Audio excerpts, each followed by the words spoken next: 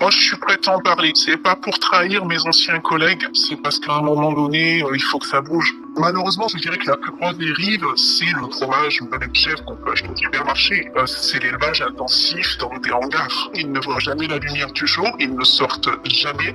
Leur durée de vie est limitée. Ensuite, tu as d'autres problèmes. Tu as l'hangar d'engraissement. L'hangar d'engraissement, il y a une vidéo qui est sortie il y a pas longtemps. Elle est tout à fait réelle. Ce n'est pas une illusion. Ce n'est pas un cas exceptionnel. Il ne faut pas que la profession essaie de mentir. Elle doit assumer.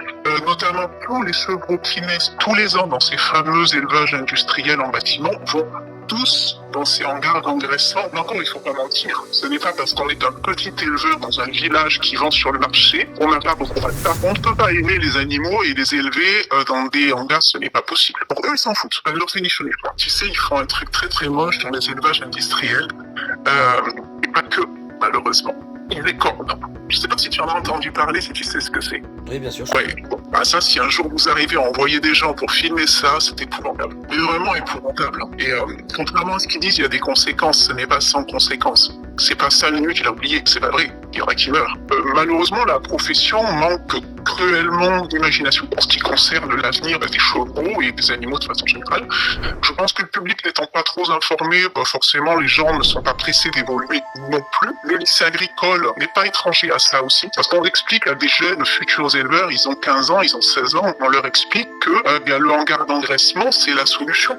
Forcément, ils encouragent ça. On produit ce que les gens achètent. Si demain les Français ne veulent plus acheter de yaourt, de chèvre, du supermarché d'une certaine marque, on n'a plus besoin d'élevage industriel, c'est terminé. Après, ces gens-là sont des investisseurs. Donc ça rapportera et continueront. Sauf si on le leur interdit, bien entendu. À propos des marques de supermarché, il y en a que tu aurais plus tendance à éviter?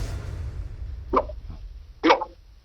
Et ce que tu trouves en supermarché, moi je n'ai pas connaissance de petits éleveurs pastoraux qui bénéficient du ramasse pour des supermarchés. Ça ne serait pas rentable, de toute façon ils ne gagneraient pas leur vie. Le prix du lait est beaucoup trop faible dans ce type de laiterie industrielle. Tu sais, le milieu agricole, ils sont vraiment campés sur leurs habitudes.